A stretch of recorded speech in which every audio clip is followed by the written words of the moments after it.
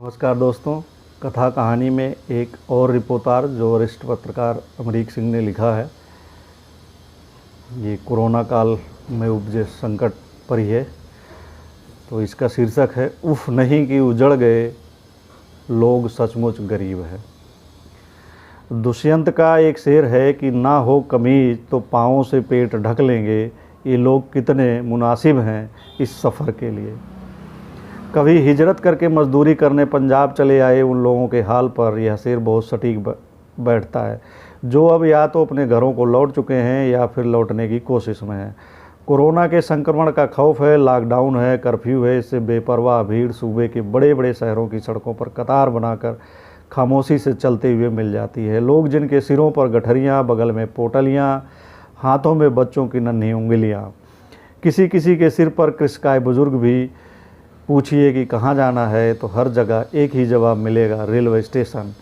इससे आगे कोई और सवाल आप क्या पूछ सकते हैं। जाहिर है कि घर लौटने के लिए बल्कि कहना चाहिए कि घर वापस जाना मजबूरी हो गया है। और विडंबना देखिए कि ना तो सरकारें उन्हें रोक पा रही हैं, ना ही दशकों से उन्हें रोज़गार देने वाले किसान और सरमाएदार, और वह खुद रुकने की सोचें तो ऐसे हालात नहीं।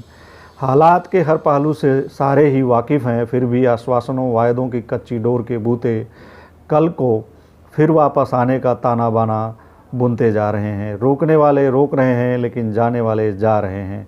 जो जाने की सामर्थ्य नहीं जुटा पाए वह इसके लिए कोशिश में जुटे हैं उनका नाम किसी तरह जाने वालों की लिस्ट में शुमार हो जाए।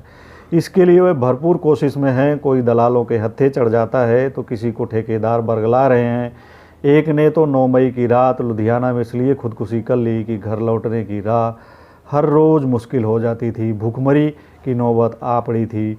यूपी के इस 38 साल के नौजवान अजित राय को फिर कुछ नहीं सूझा तो अपनी जान दे दी। जाने वाले की पत्नी कहती है कि वह और उनके बेसहारा बच्चे अब न जिंदा हैं और न मरे हुए। एक अजित राय का मामला दुनिया के सामने आ गया, लेकिन ऐसे कितने ही अजीत और हो सकते हैं जिनके बारे में ज़माने को खबर ही नहीं है। एक अंदाज है कि पंजाब में बाहर से आकर मजदूरी करने वाले 12 लाख लोग रहते हैं। इनमें से 8 लाख ने घर जाने के लिए सरकार को अर्जी दी है। उनकी अर्जी के क्रम में अफसर मंजूरी लेकर रेलगाड़ियों से उन्हें बिहार, झारखंड और उत्तर प्रदेश रवाना कर रहे हैं। प्रतीक्षा सूची के बारे में मोबाइल पर भेजे जाने वाले संदेश जो पढ़ नहीं सकते वह रोज़ रेलवे स्टेशनों की ओर जाते हैं। पुलिस के हाथों फजीहत कराकर लूट पिट कर लौट आते हैं।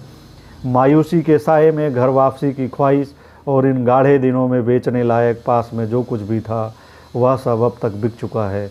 यहाँ तक कि मोबाइल फ़ोन भी। ज़्यादातर प्रवासियों के पास मोबाइल फ़ोन सबसे महंगी चीज़ है और पंजाब में इन दिनों वैसे कौड़ियों के दाम बेच रहे हैं। इनके लिए पंजाब कभी दूसरा देश होता था। तमाम तो अपना देश हमेशा के लिए छोड़कर यहीं के हो चुके थे। यहाँ रोज़गार था, बेहतर रोजी रोटी, सपने देखने के खूब सारे मौके भी। कोरोना काल बन गया और एक झटके में सब कुछ भर भरा के गिर पड़ा।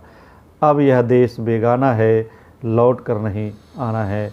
दुष्यंत ही तो कह गए हैं कि हम कहीं के नहीं रहे, घाट और घर करीब हैं।